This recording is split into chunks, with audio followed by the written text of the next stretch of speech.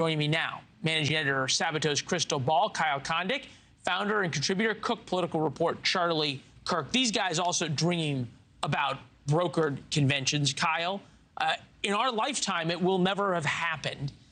Is it actually possible, and how would it work? So, back in the old days, it was very common for it to take many ballots at a convention to decide who the nominee was going to be. And that's when, the party leaders really had a lot of sway over what happened. The voters themselves didn't really have a lot of control because there weren't that many primaries and they weren't that important. But the last time a convention went to a second ballot was way back in 1952. So really, there's no great modern precedent. Now, there have been conventions since then in the 60s and 70s where it wasn't necessarily obvious maybe who the nominee would be, or the eventual nominee had to sweat it out, but it didn't actually go to a second ballot. So if we actually had that, it would be, again, unprecedented really in modern times. Okay, so Frank Luntz, who is a noted pollster, went through a list of names. Take a listen. Cory Booker, the senator from New Jersey, former mayor of Newark, brought a city that was on its knees back up to its feet.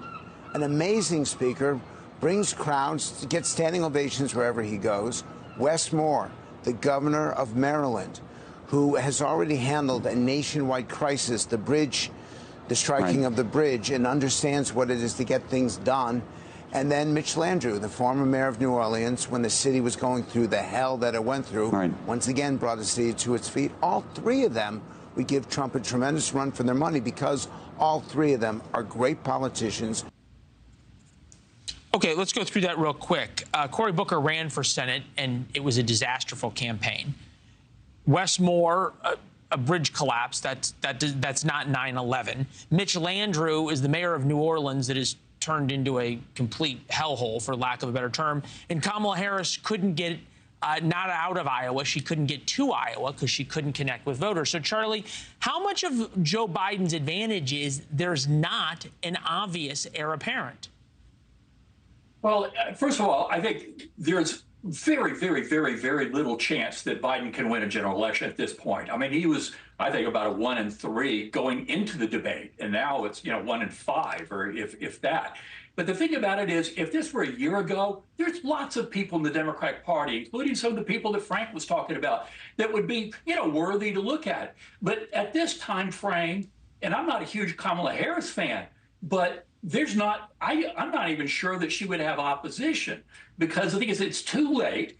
And if you bump her off, then your presidential aspirations are gone.